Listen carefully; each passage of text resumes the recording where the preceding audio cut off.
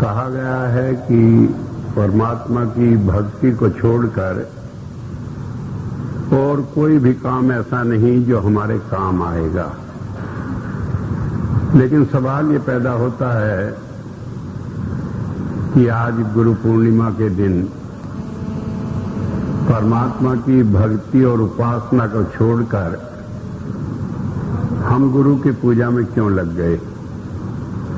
कभी कभी तो ऐसा लगता है कि आए थे हरि भजन को पोटन लगे कपास, कि करनी थी परमात्मा की भक्ति और पड़ गए किसी गुरु के, संत के, महात्मा के या किसी दूसरे के चक्कर में।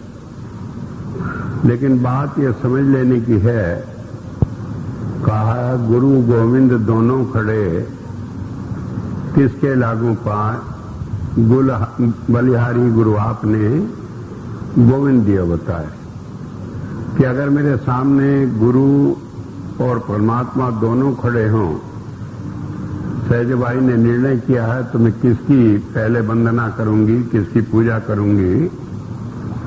कहने लगे मैं तो गुरु की करूंगी। क्यों? कि गुरु ने मुझे परमात्मा की प्राप्ति कराई, बताया। लंबा शब्द है, इसमें आगे कहा कि गुरु परमात्मा हमेशा मेरे अंतर में रहता रहा, लेकिन मैं उसे जान नहीं पाई।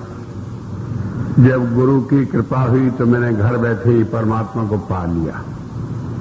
तो बात यह समझ लेने की है कि जब हम गुरु की पूजा करते हैं तो केवल इस कारण करते हैं कि उसने हमें परमात्मा की प्राप्ति कराई, या हम इस गुरु पूजा के पर्व को थैंक्स गिविंग डे कह सकते हैं कि हम परमात्मा का धन्यवाद कर रहे हैं कि उसने अपने पुत्र को, उसने किसी मनुष्य को जो हमारा सहजातीय था उसे हमारे बीच में भेजा, जिससे हम परमात्मा की भक्ति कर सकें, उसकी प्राप्ति कर सकें।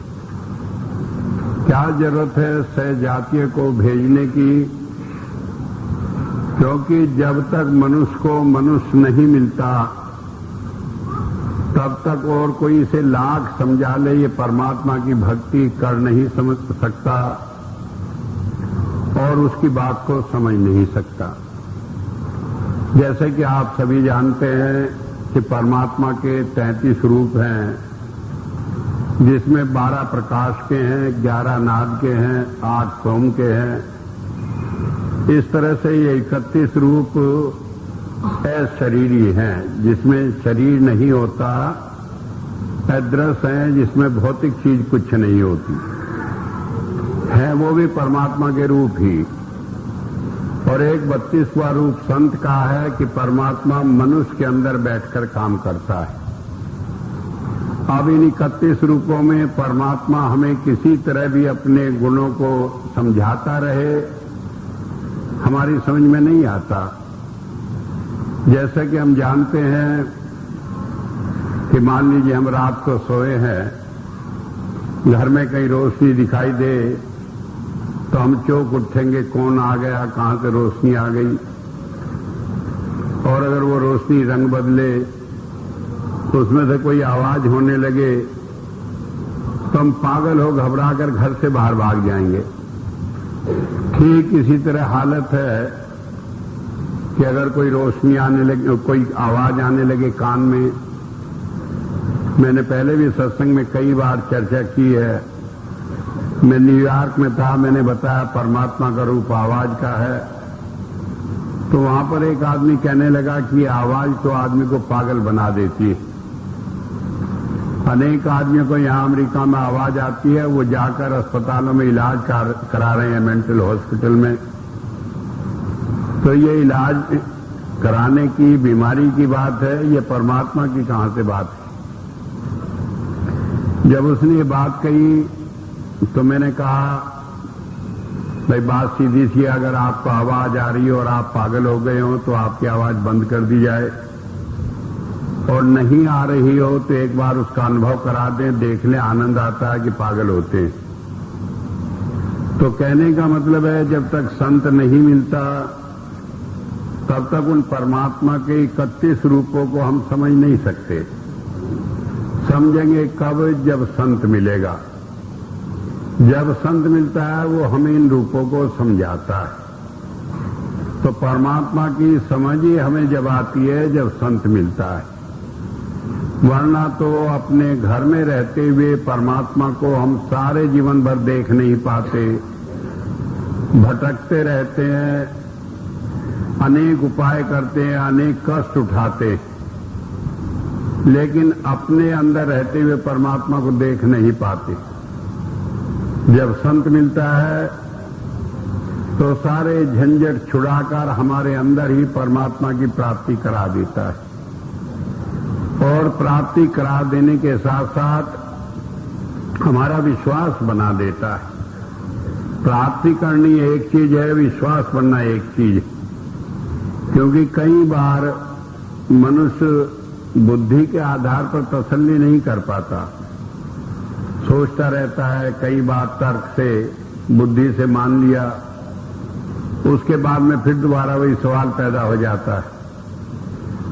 एक तसल्ली होना, संतुष्टि होना एक अलग चीज है, जो हमारे पूर्ण ज्ञान के जितने भी साधन हैं सबको तृप्त कर देती है। आंख नहीं मानती, आंख को विश्वास दिला देती है, कान नहीं मानते, कान को विश्वास दिला देती है, शरीर स्पर्श की क्रिया नहीं मानती, उसे विश्वास दिला देती है, और अगर ये मन नहीं मानता तो मन को बांधकर खड़ा कर देती है, इसे विश्वास दिला देती है। तो जब संत मिलता है तभी वास्तव में हमें परमात्मा की प्राप्ति और उसकी प्राप्ति की संतुष्टि प्राप्त कराता है। ये एक बात हुई। लेकिन इसके अलावा भी संत का एक काम है जो वो करने के लिए आया है। वो काम क्या है कि हम इस जीवन में दुखों से छुटकारा पाना चाहते हैं, मोक्ष पाना चाहते हैं, और संत हमें इस लक्ष्य को प्राप्त कराता है। परमात्मा के दो कार्य हैं। वैसे तो परमात्मा के जितने भी कार्य हैं सब में विरोध मालूम पड़ता है। कहीं परमात्मा को कहा वो न्यायकारी है, और इतना तक कह दिया कि अगर आपके हाथ ने कोई पाप किया है तो इस हाथ को काट कर फेंक दो, नहीं तो इस हाथ के कारण नरकों में जाना पड़ेगा। और कहीं कहा वो दयालु है, हम लाख पापी हों, जन्म जन्मांतर के पाप हमारे ऊपर चढ़े पड़े हों, वाल्मीकि समान हो जो डाकू ही नहीं बल्कि हत्यारा भी था, लोगों को मार भी दिया करता था, और क्षण मात्र में उसे संत बना दिया। तो इन सारी बातों में बड़ा विरोध मालूम पड़ता है। लेकिन विरोध होते हुए भी एक सत्य है। परमात्मा के दो गुण हैं, एक वो न्यायकारी है, और न्यायकारी का मतलब है कि जैसा हम करते हैं वैसा ही फल हमें मिलता है। बाइबल में इस बात को समझाने के लिए कहा है, eye for eye, nail for nail, कि अगर आप किसी की आंख फोड़ दोगे तो वो जब तक आपकी आंख नहीं फोड़ेगा ये कर्म समाप्त नहीं होगा। इस जन्म में वो नहीं फोड़ेगा तो अगले में मौका नहीं मिला तो अगले में, और अगर नहीं मिला तो 100, 50, 200, 1000, 2000 जन्म बाद भी जब तक ये कर्म इसी रूप में संपन्न नहीं होगा, उसने हमारी आंख नहीं फोड़ी, तो ये कर्म समाप्त नहीं होगा। और बाइबल में कहा है जब तक एक भी कर्म बाकी रहेगा तब तक छुटकारा नहीं होगा। इसी बात को हमारे हिंदू धर्म में कहा कि जो कर्म हमने किया उसका फल भोगना पड़ेगा, उससे छुटकारा नहीं। तो परमात्मा का नियम एक हो गया और इस नियम को पालन कराने के लिए परमात्मा ने मन को हमारे साथ लगा दिया। मन जो है वो भी परमात्मा का एक रूप है और संत उसे कहते हैं कि ये काल का अवतार है। काल कहते हैं नेगेटिव पावर को, कि आपने जैसा कर्म किया उसके अनुसार आपको फल दिलाना, ये परमात्मा का जो कार्य है ये मन करता है। और मन क्या करता है, जो भी हमने कर्म किए उन्हें सबको सुरक्षित रखता है, माइक्रो और में रिकॉर्ड करके रखता है। मन इस शरीर में रहता है, जब हम शरीर छोड़ते हैं तो मन ये सारी रिकॉर्डिंग आत्मा के ऊपर भेज देता है। तो इस तरह से जब दूसरा जन्म हम लेते हैं, मन फिर वहां से सारे कर्मों को लेकर उनके अनुसार उनका फल दिलाता है और इसमें कोई त्रुटि नहीं होती। तो परमात्मा का एक अवतार है काल का, जिसे हमने मन कहा है। मन को हम परमात्मा भी कह सकते हैं, मन को हम परमात्मा का दूत भी कह सकते हैं, मन को हम परमात्मा का ऐसा नौकर भी कह सकते हैं जो परमात्मा का काम करने के लिए आया है। वायसराय कह लो, प्रतिनिधि कह लो, कारिंदा कह लो, लेकिन उसका दायरा केवल नेगेटिव में है, पॉजिटिव कुछ नहीं कर सकता। अगर कहें कि किसी ने हमारी आंख फोड़ी और वो रियायत कर दे कि हम दूसरे की आंख न फोड़े, ये कर्म समाप्त हो जाए, ये मन नहीं कर सकता, ये उसके दायरे से बाहर की चीज है। तो इस तरह से इस संसार को परमात्मा ने कर्म प्रधान करके रख दिया।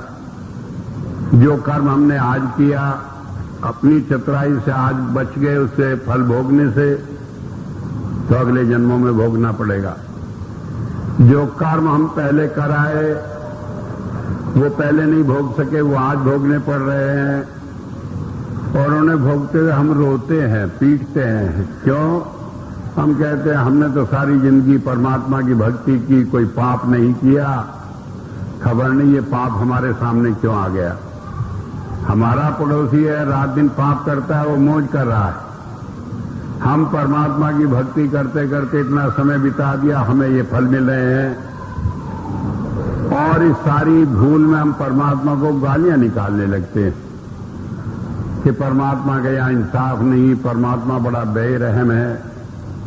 ये बात रही दूसरी की गाली निकालने के ढंग बड़े अच्छे हैं, क्योंकि एक बार मैं एक फिल्म देख रहा था तो उसमें एक गाना था, शायद आपने भी किसी ने सुना हो, कि परमात्मा तुझे मैं खत लिखता तेरा पता मालूम नहीं। उसमें दुनिया भर के गिल्ले शिकवे किए गए कि तूने ऐसे कर दिया, ऐसे कर दिया। तो ये क्या है? ये परमात्मा को गाली देना है कि परमात्मा ने कुछ बेइंसाफी कर दी हमारे साथ। लेकिन हम ये भूल जाते हैं कि हमने जो काम किया था उसी का फल वो हमें दे रहा है।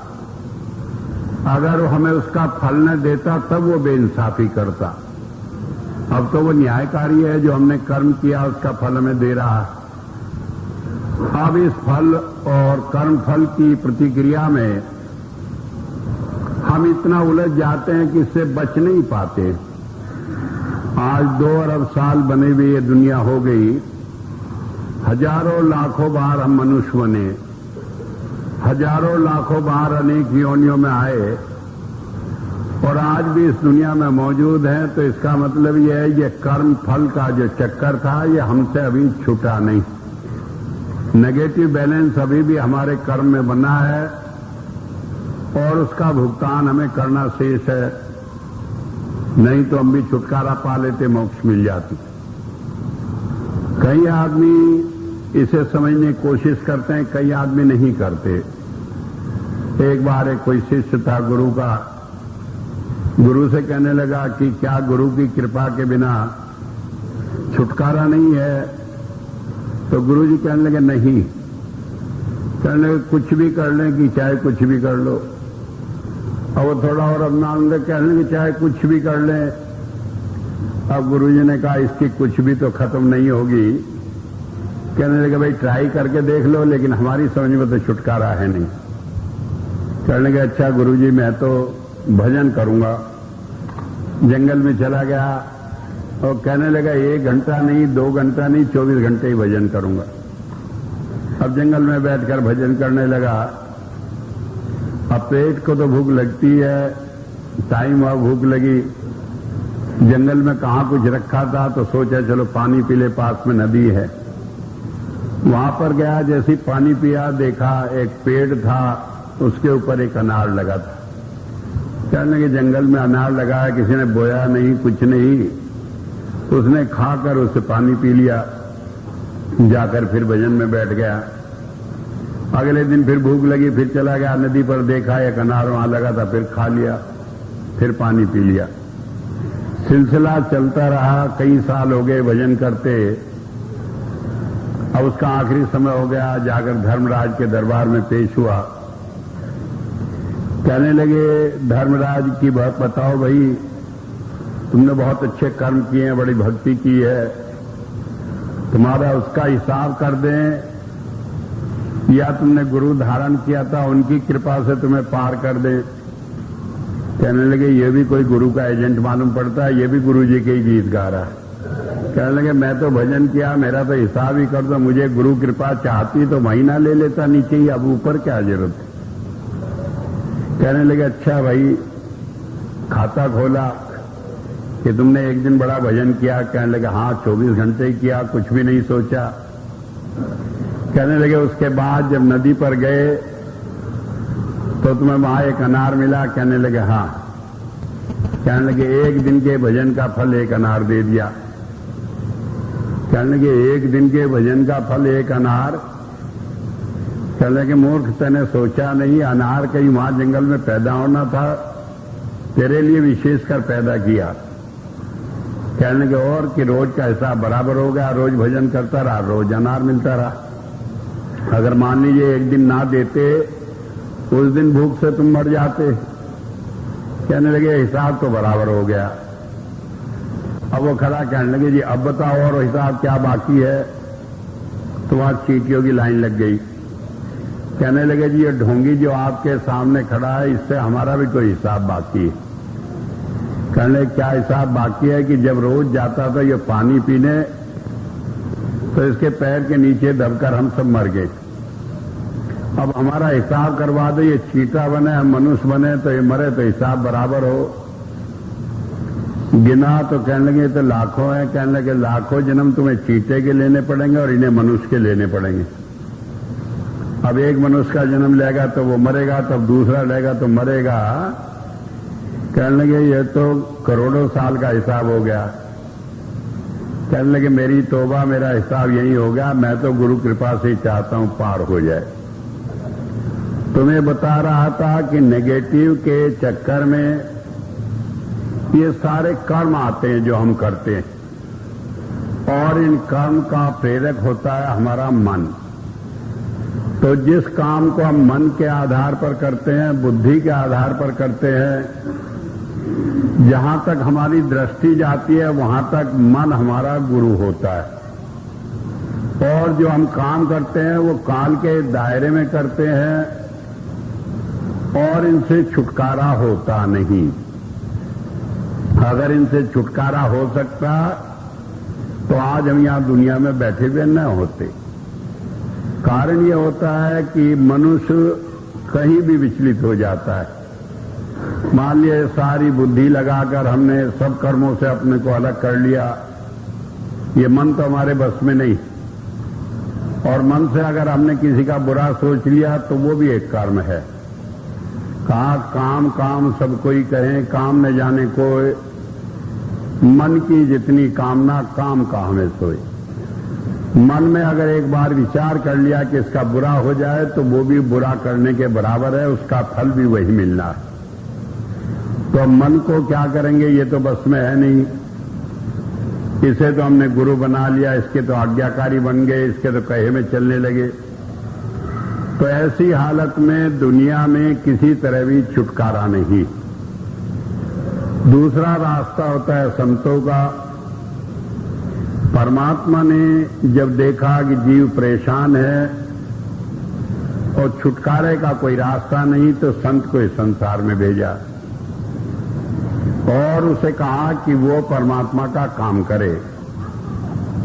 बताया बाइबल में इमोस 3:7 में lord God does nothing except he reveals his secret counsel to his servants the prophet, कि परमात्मा कुछ करता ही नहीं, वो तो बैठा है अपना आराम से और वो क्या करता है कि अपने भेद को, अपने ज्ञान को संतों में भेज देता है और संत से कहता है तुम ही काम करते रहो।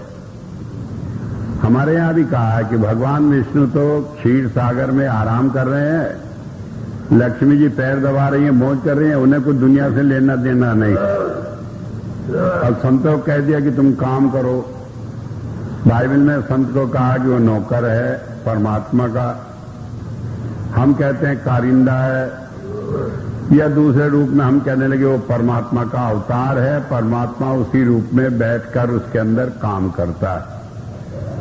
तो एक बात समझ लेने की है, मन भी परमात्मा का ही रूप है और संत भी परमात्मा का ही रूप है, लेकिन इनकी ज्यूरिडिक्शन अलग अलग है। मन जो है वो कर्म के क्षेत्र में काम करता है, कर्म का फल देता है, उसके बाहर उसकी कोई ताकत नहीं। संत परमात्मा की इच्छा में रहता है, परमात्मा के आदेश से काम करता है, उसका अपना कुछ नहीं चलता। कहने को तो वो सब कुछ करता है, लेकिन करता है परमात्मा की इच्छा से।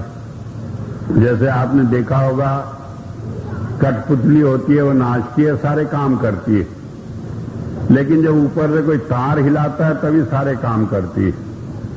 तो संत सारे काम करता है और संतों ने कभी कभी इसे खोलकर भी बयान कर दिया, पीछे पीछे हर फिरे कहत कबीर कबीर, कि परमात्मा तो पीछे पीछे फिरता है कि कबीर साहब बताओ क्या काम है जो मैं कर दूं तुम्हारे लिए। एक किस्म से ऐसा कह दिया कि वो पीछे नौकर की तरह फिरता है, कुछ काम बताओ मैं करूं। वेद में भी आया है कि परमात्मा जो है वो संत का कारिंदा है, नौकर है, क्योंकि उसने सारे काम उसे सौंप रखे हैं। तो सारे काम जो संत करता है वो परमात्मा के ही करता है और परमात्मा की जिम्मेदारी है, इसलिए उसे देखना है कि सारे काम ठीक हों।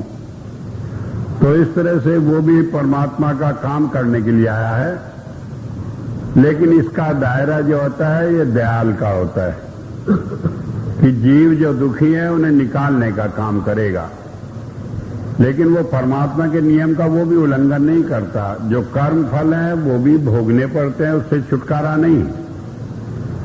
लेकिन तरीका क्या है कि जैसे मान लीजिए हमें कर्म फल भोगना, हमारा एक्सीडेंट होना, तो एक्सीडेंट में कर्म फल क्या है कि कहीं एक्सीडेंट हमारा हो, खून निकले, कष्ट हो, तकलीफ हो, ये तो उसमें कर्म फल है।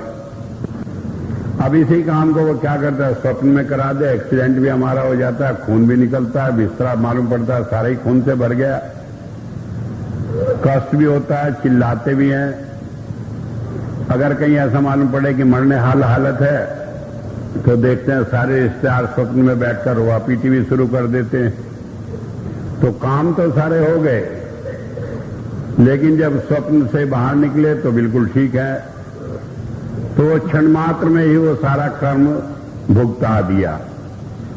तो जब संत दया करता है तो ये नहीं कि उस कर्म के नियम को बदल देता है, लेकिन कर्म के फल को एक दूसरे ढंग से हमें प्राप्त करा देता है। फिर दूसरे बहुत सारे कर्म होता है जो नाद के द्वारा भस्म कर देता है।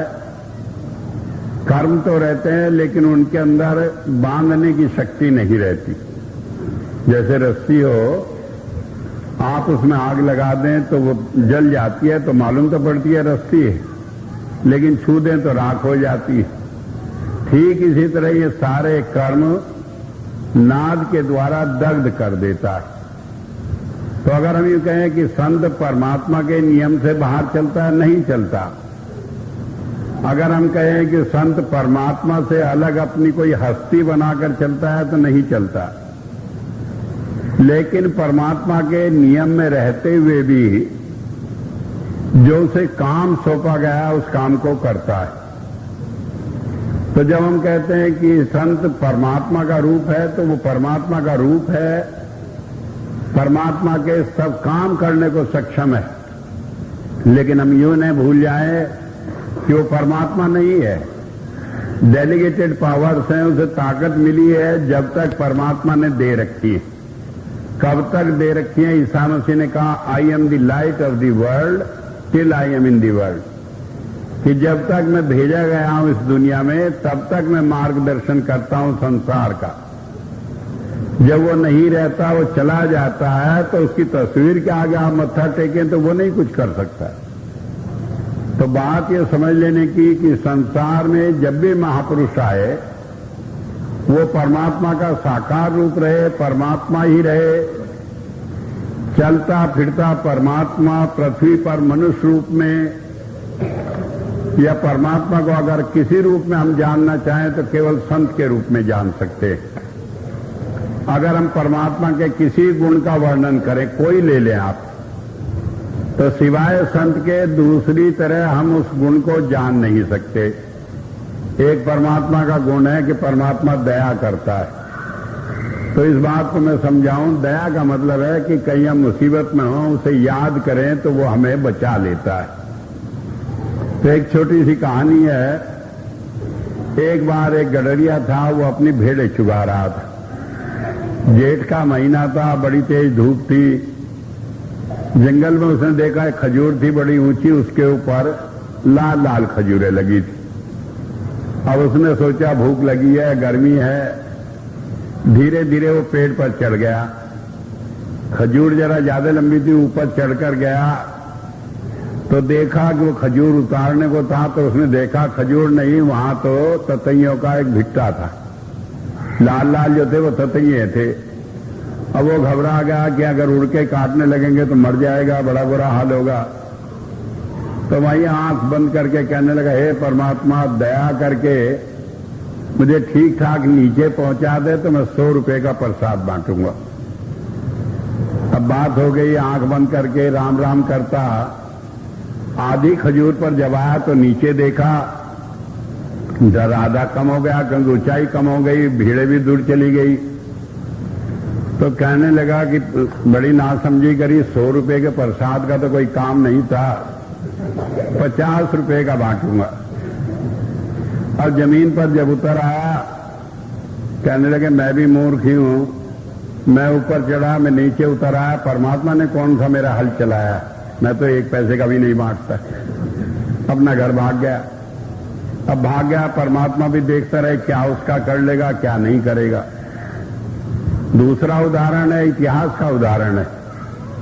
एक सिख भाई था, वो गया इंग्लैंड में, धंधा किया, रुपया कमाया, बहुत रुपया कमाकर हिंदुस्तान लौट आया। तो उन दिनों पानी के जहाज होते थे, हवाई जहाज नहीं होते थे। जब रास्ते में आया आधे रास्ते तो तूफान आ गया। कप्तान ने कहा, देखो भाई तूफान आ गया और बड़ा खतरनाक तूफान है, हो सके ये सारा जहाज ही डूब जाए। तो ऐसे में जो जिसका इष्ट है वो अपना प्रार्थना करो कि किसी तरह जहाज बच जाए। अब कहने को तो कोई कुछ हो, लेकिन सिख का इष्ट तो एक गुरु ही है। उसने भी अपने गुरु से पुकार की कि गुरु साहब जरा मदद कर देना, ये जहाज बच जाए। और कहने लगे मैं 100 असरफी आपको भेंटा चढ़ाऊंगा। अपने मन में ही बात करी। घंटा 2 घंटे बाद तूफान रुक गया। कप्तान कहने लगा ठीक हो गया मामला। आया, बंबई में उतरा, उसे याद था अपना वायदा कि 100 असरफी चढ़ानी है बेटा। आकर पूछा, भाई गुरु साहब कहाँ हैं आजकल, क्या प्रोग्राम है? कहने लगे भाई गुरु साहब तो चोला छोड़ गए। कहने लगे फिर? कि एक बात बता के गए हैं कि बाबा बकाले, कि बकाले में जो है वहां संत होगा, अगला गुरु साहब वहां होंगे। और वो सीधा बकाले पहुंचा। पूछा गुरु, कहने लगे गुरुओं की कुछ कमियां है, यहां तो लाइन की लाइन लगी पड़ी है। कहने क्या मतलब कि बहुत सारे गुरु हैं यहां तो? क्यों? जब पता लग गया बकाले जैसे गुरु बनना था, वही जाकर वहां एक कोठरी ले ली किराए पे, वही बैठ गया अपना दुकान लगाकर। अब वो भी बढ़िया आदमी था। तो इस तरह से बताया कि वो एक कर्म के अनुसार कर्म होए सतगुरु मिलाए। जब हमारा भाग होता है तभी संत मिलता है। रामचरितमानस में भी कहा, अब मोह भाव रो सन्मंता, बिन हरि कृपा मिले नहीं संता। तो जब हमारा भाग होता है तब वो मिलता है। तो इसलिए वेद ने कहा कि वो परमात्मा का रूप है, लेकिन किसके लिए? जिसके भाग में लिखा हुआ था। धुर्मस्तक लिखा पाया, जिसके भाग में लिखा है वही उसकी शरण में जाता है, वही स्वीकार करता है, वही कहना मानता है, वही नाम लेता है। न हमारे हाथ में नाम लेना होता है, न उसके हाथ में देना होता है। ये तो निमित्त मात्र बनाए हुए। तो कहा कि वो परमात्मा का रूप है। लेकिन कई आदमी कहते हैं, अरे हम तो कई बार गए, हमें कुछ मिला नहीं। और कई बार कहते हैं कि हमें तो घर बैठे बुला लिया। तो ये क्या होता है? ये हमारे कर्म का फल होता है। कर्म का फल हमें मिलना है। इस कर्म फल में एक जगह रुकावट हो जाती है। उस कर्म फल को काट कर वो दया कर देता है। अगर हम इस मन के चंगुल से छूटकर उसके ध्यान में लग जाए कि कहने लगे कि ये काम होना है, कहने लगे देखो आज सत्संग रख लिया, दुकान खुलने का दिन है, नहीं जाने कितनी बिक्री हो, सुबह का है, आज गुरु पूर्णिमा है, लोग कितना सामान खरीद के ले जाएंगे। और अगर ध्यान एक बार सोच लें, कहने लगे जो हमारे भाग में लिखा है वो मिलना है, उसे कौन टाल देगा कि हम तो जाएंगे गुरु दर्शन को। तो यहां कर्म के ऊपर पैर रखा जाता है, दब जाता है कर्म, और गुरु कृपा प्रधान हो जाती है। तो अगर हम इस कर्म के फल से छूटना चाहते हैं तो हमें इस मन के ऊपर अपना पांव रखना पड़ेगा। और जब हम ये पांव रख लेते हैं तो फिर हमें वो परमात्मा का रूप अपने आप मालूम पड़ने लगता है। जब हम केवल उसका इम्तिहान लेने जाते हैं, लोग कसौटी लेकर जाते हैं, कहने लगे हमारा ये काम हो जाए तो ये होगा। मैं मानता हूं कि भाई हमारी बुद्धि ऐसी है, लेकिन हालत ये होता है एक बार एक काम हो जाए फिर सिलसिला शुरू हो जाता है, फिर वो खत्म नहीं होता कभी। अगर एक बार ये हो जाए, चलो भाई हमने एक बार टेस्ट कर लिया कि गुरु है, संत है, कृपा हो गई, आगे भूल जाए तो फिर काम हो जाता है। लेकिन अब हम नहीं सोचते तो फिर हम उसी चक्कर में पड़े रहते हैं, मन को ही आगे करके रखते हैं। तो वेद में इस बात को बड़ा समझाकर कहा है कि वो हमारा व्यक्तिगत मामला है, वो हमारे लिए है तो परमात्मा का रूप। हम दूसरों के दृष्टिकोण से नहीं देखें, अपने अनुभव से देखें, उससे लाभ उठाएं। और ये मन जहां जहां रुकावट खड़ा करता है तो इसे दबा कर रखें। जब इतना सब काम करते तो क्या होता है? नाव याति परिसय स्वस्थ है। परिसय का मतलब परि माने सम्यक रूप से, सह माने मौजूद, हमारे सामने जो वो है कि जो देहधारी संत हमारे सामने मौजूद है, वो क्या करता है? नाव याति, कि वो हमारे लिए नाव लगा देता है। इस भवसागर को पार करने के लिए नाव लगा देता है। वो नाव क्या है? वो नाम की नाव है। इस सारी दुनिया के झंझटों से पार करने के लिए वो हमें नाम दे देता है। अब नाम क्या है और नाव क्या है? मान लीजिए आप कहीं समुद्र में तैर रहे हो, तो वहां जल ठंडा होगा तो उससे दिक्कत होगी, नमकीन होगा तो उससे खुजली लगेगी शरीर में, उसमें लहर उठेंगी तो उससे ऊंचे नीचे में परेशानी होगी, कोई जानवर आ जाए मुंह खोलकर लपक ले तो तमामी जीवन ही चला जाएगा। तो ये सारी परेशानियां। लेकिन नाव में आप बैठ जाते हैं, ना तो जल ठंडा लगा, न लहरें इतनी परेशान करती, न और कोई खतरा। तो ठीक इसी तरह भवसागर में जितनी भी कठिनाई है, इन सब से पार उतारने को वो नाम हमें देता है। नाम के 3 रूप हैं, एक प्रकाश का, एक नाद का, एक सोम का। प्रकाश से देकर हमारा अंधकार मिटाता है, जहां जहां आवश्यकता होती है हमारा मार्गदर्शन करता है। नाद से वो हमें भटकने से बचा लेता है, हमारे मन को रोक लेता है। हमारे यहाँ हिंदू धर्म में कई बार हमने देखा होगा, एक तस्वीर टंगी रहती है घरों में कि भगवान कृष्ण 1000 फनों वाले सांप को नाथ रहे हैं। तो अलंकार है धर्म पुस्तकों में, चाहे वो बाइबिल हो, चाहे कुरान शरीफ हो, चाहे वेद हो, सब में इस मन को सांप कहा है। तो ये 1000 फनों वाला सांप हमारा मन है। और ये कब मरता है? जब बांसुरी की आवाज हम अंतर में सुनते हैं। तो बताया कि संत उस नाद को सुनाकर हमारे मन को मारता है। आज हम कहते हैं कृष्ण के अंदर एक जादू था। वो जादू क्या था? यही जादू था, दया कर दी, लोग नाद सुनने लगे तो मन उनका बस में आ गया, लोग उसके दीवाने हो गए, पीछे पीछे फिरने लगे। आज हजारों लाखों साल हो गए कृष्ण को, हम उसकी सारी बात भूल कर, कहीं गोपियां याद रह गई, कहीं बांसुरी याद रह गई, और असली चीज को हम भूल बैठे। तो इसलिए बताया कि वो हमें नाव रूपी नाद की नाव को लगाकर हमें इस भवसागर से पार करा देता है। अब उसमें थोड़े झटके तो लगते हैं, ये नहीं होता कि कुछ नहीं होता, क्योंकि नाव में भी आप बैठेंगे, जब लहरें ऊपर नीचे होंगी, कई दफे पटके देंगी, कई दफे उल्टी हो जाती है, जो पानी के जहाज में चलते हैं उन्हें भी, लेकिन जो कष्ट होना था उससे वो बहुत कम होता है। और कम होता है, इस बात की क्या पहचान है? वेद कहता है स्वस्थ है, कि वो आखिर में हमारा कल्याण करता है।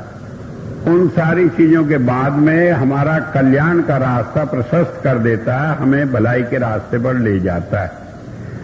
अब भलाई क्या है, ये बात सोचने की है। भलाई इसी बात में है कि हम परमात्मा के साथ हमारा प्यार जुड़े, दुनिया में हम फंसे न रहे। अब कहें ये तो बड़ा आसान काम है, घर बार छोड़कर चले, महात्मा जी बन जाए, सिर घुटा ले, बन गए, छोड़ दिया सारी दुनिया। तो ये ऐसे नहीं छूटती, क्योंकि ये दुनिया हमारे शरीर से नहीं, हमारे मन से बनी है। जब हमारा मन इसमें जाने लगता है तो रात दिन इसी का ख्याल आता है। जब मन इससे हट जाता है तो हम दुनिया में रहे तो दुनिया में फंसे हुए नहीं होते। तो ये हमारे मन को बस में करता है, तभी ये दुनिया हमसे छूटती है। और जब बस में नहीं होता मन, तो हालत ये हो जाती है कि महात्मा बन गए, सब कुछ छोड़ दिया, घर परिवार, फिर जाकर रोज किससे होता है, कितने महात्मा कितनी लड़कियों को लेकर भाग गए, कहीं किसी का धन छीन लिया, कहीं किसी की हत्या कर दी, कहीं जो दुनियादारी में बुरे से बुरे पाप होते हैं वो यही महात्मा ही करते। क्योंकि जब तक मन जाए या मरा नहीं, तब तक कोई महात्मा नहीं हुआ। शरीर में कपड़ा रंगा लेने से, सिर घुटा लेने से कोई महात्मा नहीं हो जाता। और अगर आपने मन को बस में कर लिया तो चाहे आप किसी रूप में रह रहे हैं तो आप महात्मा से कम नहीं। तो इसलिए बताया कि जब संत मिलता है वो हमें वो नाव लगाकर हमें इस संसार से, भवसागर से पार करा देता है, हमारे कल्याण का रास्ता खोल देता है। आगे बताया है अपने सो सुचत अज्ञम। आप कहते हैं सर्वव्यापक, और वो संत को कहा है, संत को कहा है वो सर्वव्यापक है, वो हमारे मन की सारी बात जानता है। और ये मन की बात जाना इसलिए नहीं, अभी एक ने बताया था कि संत जादूगर होते हैं जादूगर, वो भी हमारे हम पेशा ही थे, लेकिन वो इस जादूगरी को अपने काम के लिए कि परमात्मा की भक्ति में लोगों को लगाएं, उसमें लगाते हैं। इसमें कोई दो राय नहीं, संत सारी बात जानते हैं जो हमारे मन में होता है, लेकिन केवल उसी बात का उपयोग करते हैं जो परमात्मा की भक्ति में सहायक हों, बाकी और सारी चीजों को छूते नहीं। और कोई बात उनसे छिपी नहीं होती। हम अपने मन से चाहे जितना सोच लें, ऐसा कुछ नहीं होता जो संत से छिपाओ। कई बार हम अपने मन से, बुद्धि से, चतुराई से कोशिश करते हैं उन्हें धोखा देने की, लेकिन बाद में हम ही धोखा खाकर रह जाते हैं।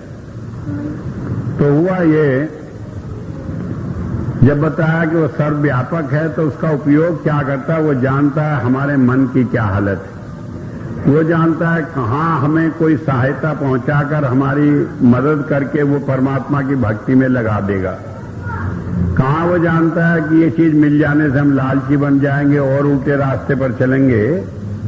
तो जैसा ठीक समझता है वैसा वो करता हुआ हमारे को पापों से छुड़ा लेता है। ये पाप से छुड़ाना क्या है? पाप की एक ही परिभाषा है कि जो चीज हमें परमात्मा से दूर कर दे वो पाप।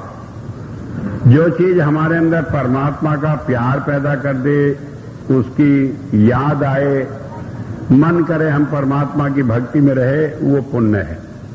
तो वो हमारे अंदर क्या पैदा करता है कि सारी चीजों की जो इच्छाएं भरी पड़ी हैं, इन्हें निकाल कर एक परमात्मा की इच्छा पैदा करता है। हम तो मतलबी आदमी है, सोचते हैं हमारा एक काम बन जाए तो ढंग निकालता है कि भाई परमात्मा की याद करो, उससे ये काम भी बन जाएगा। ये काम तो बन जाएगा लेकिन परमात्मा के निमित्त बनेगा। तो इस तरह से कहीं किसी रूप में जहां हमारी बुद्धि उसके साथ मेल खाती है, उसी तरह से करके वो हमारे मन को परमात्मा की तरफ लगा देता है और इस तरह पापों से हमें छुड़ा लेता है। तो वेद ने कहा कि वो सर्वव्यापक है, इसका प्रदर्शन वो दुनिया में नहीं करता फिरता, क्योंकि कई बार हम देखते हैं वो भुलावा भी करता। हम गए, कई रास्ते में एक्सीडेंट हो गया, चोट लग गई, पट्टी बांधे है, ऊपर से जाकर पैर छुए, कहने के भाई ठीक ठाक आए। कोई पूछे आप सर्वव्यापक है तो ठीक आए, अभी तो हाथ पैर तुड़वा कर आए, तो कहां से ठीक ठाक आए? तो क्यों करता है कि हमारा ख्याल ये न बना रहे कि वो सर्वव्यापक है। क्योंकि अगर हमें ये मालूम हो जाए कि आदमी सारी हमारी बात जानता है, हम क्या किए हैं, तो हमारा मन भी नहीं करता मुंह दिखाने के लिए। जो सोचते हैं कई दफा तो हमने उसी के लिए बुरा सोचा है, तो अब किस मुंह से उसके पास जाए। लेकिन वो क्या करता है, भूल भुलावा करे रखता है। ये मन है, उसके उलझन आ जा रहे, इन्हें कुछ भी मालूम नहीं, ऐसे ही कह देते हैं कि संतो सब जानने वाले। और जहां इस भलावे में पढ़कर हम दूर हो जाते हैं, वहां फिर वो जचा देता है किसी बात से। तो इसलिए बताया कि सर्वव्यापकता के गुण से वो हमारे मन के साथ रहकर हमें पाप से दूर करता है। तो वेद का मंत्र था जिसमें बताया कि संत आता है और वो परमात्मा के सब गुणों को अपने व्यवहार से, अपने आचरण से, अपनी दया मेहर से दुनिया में प्रकट करता है। वो हमें नाव समान इस संसार से सारे कष्टों से पार करा ले जाता है और सारे पापों से छुटकारा दिला देता है। और इस सरलता से छुटकारा दिला देता है कि जो लाखों वर्षों तक हम छुटकारा पाने का कोई तरीका नहीं ढूंढ पाए, तो थोड़ी सी देर में ही उस सबसे छुटकारा हमें दिला देता है। इस तरह से बताया कि वो हमें परमात्मा की भक्ति के मार्ग पर लगाता है, इसलिए हम उसके एहसानमंद हैं, इसलिए हम उसका शुक्राना करते हैं, इसीलिए हम उसकी पूजा करते हुए भी हम केवल शुक्राना करते हैं, पूजा केवल परमात्मा की करते हैं, परमात्मा की प्राप्ति के लिए हम उसकी वंदना करते हैं। तो एक बात ये समझ लेने की है, संत सिवाय परमात्मा की भक्ति के हमें किसी और काम पर न लगाते हैं, न हमें कहीं उलझने देते हैं। अगर हम मन से कहीं उलझ जाए तो हमें निकाल लेते हैं उस सारे झंझटों से और धीरे धीरे इस रास्ते पर चलाकर हमें परमात्मा की प्राप्ति कराकर, मोक्ष प्राप्त करा के जीवन के लक्ष्य को प्राप्त कराते हैं। तो आज ये इतनी बात कहकर ही मैं अपनी बात को समाप्त करता हूं।